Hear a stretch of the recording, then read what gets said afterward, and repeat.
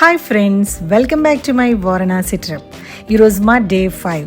We are finally reach the dream destination Varanasi. Yes, నిన్న ఈవినింగే వారణాసికి వచ్చేసాము.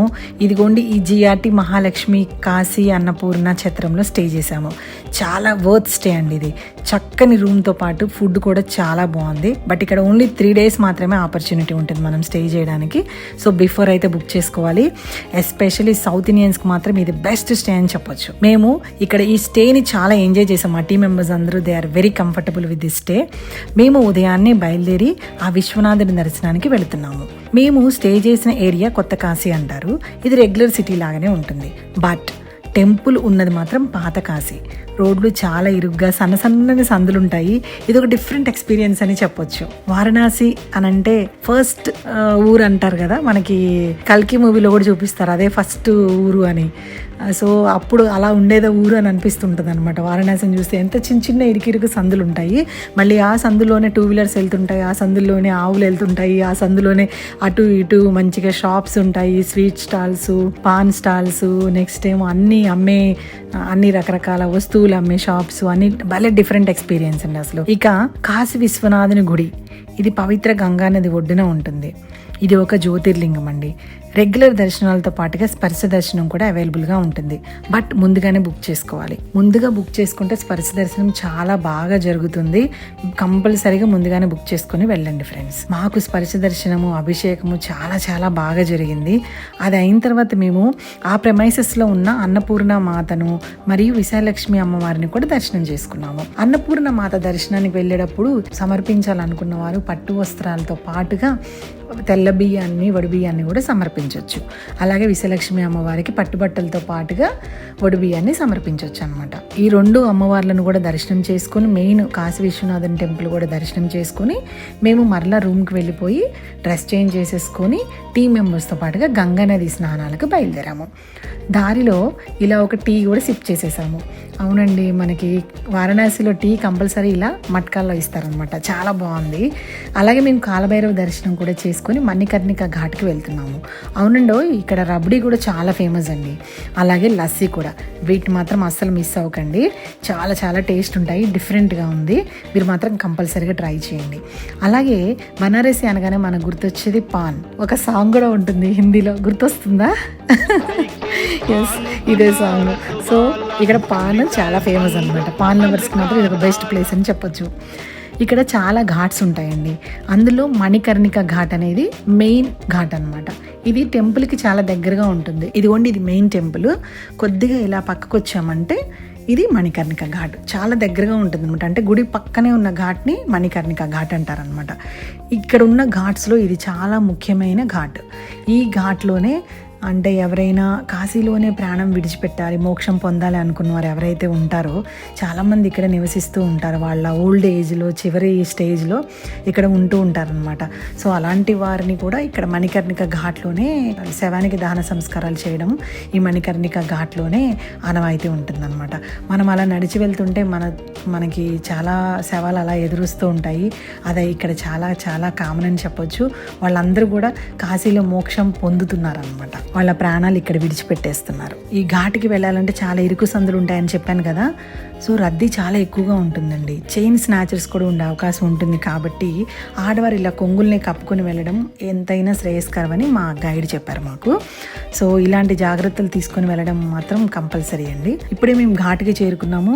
ఇక్కడ సంకల్పము, పవిత్ర స్నానాలు చేసి అభిషేకం కూడా చేయించుకున్నాము. యాక్చువల్గా ప్రయాగ, కాశీ, గయా ఈ 3 ప్రదేశాల్లో ముఖ్యంగా పిండ ప్రదానాలు చేస్తుంటారు కదండి. దీని గురించి అయ్యగారి మాటల్లోనే విందాం. మీ తండ్రి పోయారు, తల్లి ఉంటే మీరు ప్రయాగ, కాశీ వచ్చి పెట్టొచ్చు. కానీ గయ పెట్టడానికి ఇద్దరు పోవాలండి.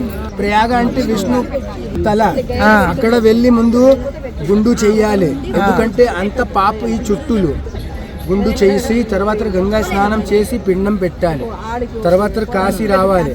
కాశీలు వచ్చి పిండ ప్రదానం చేసి కాశీ విశ్వనాథ్ జ్యోతిర్లింగకి, శివలింగంకి నీళ్ళు కలపాలి. ఎందుకంటే శివం ప్రియం పిండం.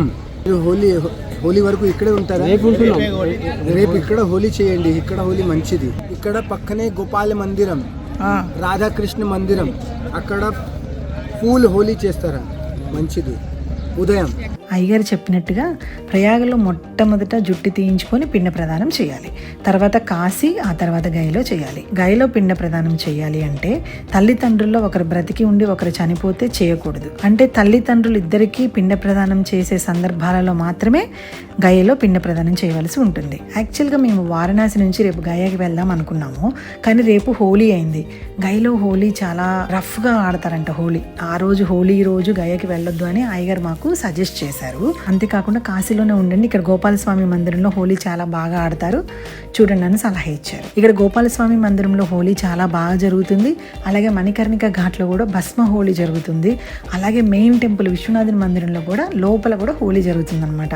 కాశీలో హోలీకి చాలా చాలా ప్రాముఖ్యత ఉందండి. మేము హోలీ రోజు కాశీలోనే స్టే చేసి చక్కని ప్రదేశాల్లో హోలీ కూడా చూసేసి, ఇదిగోండి నంది ఘాట్లో కూడా చాలా బాగా జరుగుతుంది హోలీ.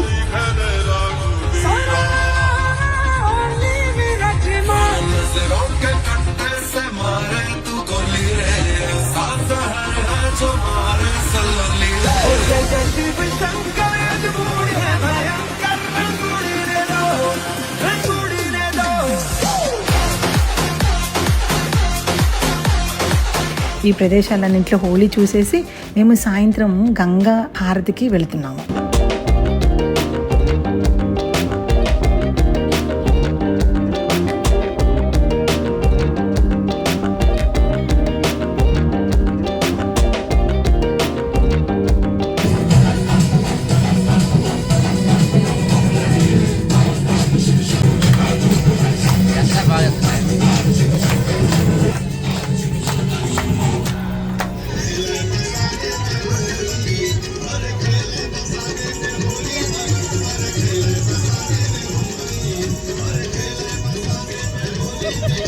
గంగా హారతి కాశీ వచ్చిన ప్రతి ఒక్కరూ చూడదగిన హారతి అండి గంగా హారతి.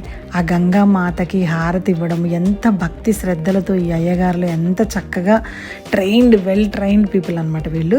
అసలు వీళ్ళు ఇచ్చే హారతి, వాళ్ళు పాడే పాటలు అవి వింటుంటే మనకి ఇట్లా పులకరించిపోతుంది అనమాట. అసలు మన బాడీ నిలువెల్ల పులకరించిపోతుంది. చాలా చాలా బాగుంటుంది గంగా హారతి. తప్పకుండా చూడండి ఫ్రెండ్స్. గంగా హారతి అనేది మనం 2 రకాలుగా వీక్షించవచ్చు. ఒకటేంటంటే ఘాట్లో డైరెక్ట్గా అక్కడ గంగా హారతి జరిగే ప్లేస్లో ఘాట్లో కూర్చొని చూడవచ్చు.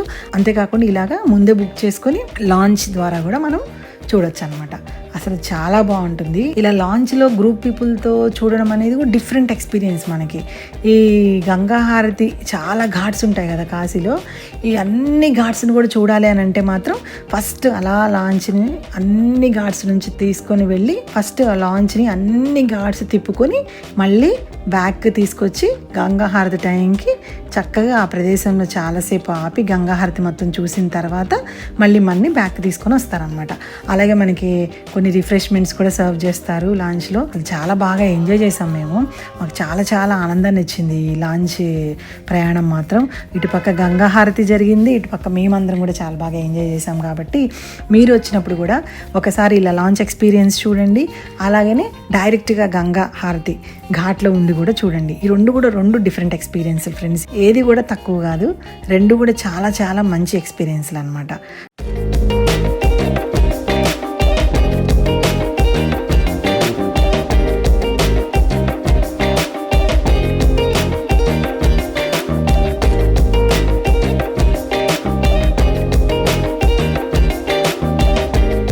సో మేము ఇట్లా మంచి మంచి మెమరీస్తోని మా ట్రిప్ చాలా బాగా జరిగింది.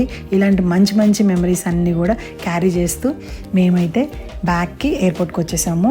ఎయిర్పోర్ట్కి వచ్చిన తర్వాత ఇంకా ఇక్కడ మర్చిపోలేనిది ఏంటి అంటే ఈ బ్యూటిఫుల్ పెయింటింగ్ అండి. ఎంత బాగుందో అసలు.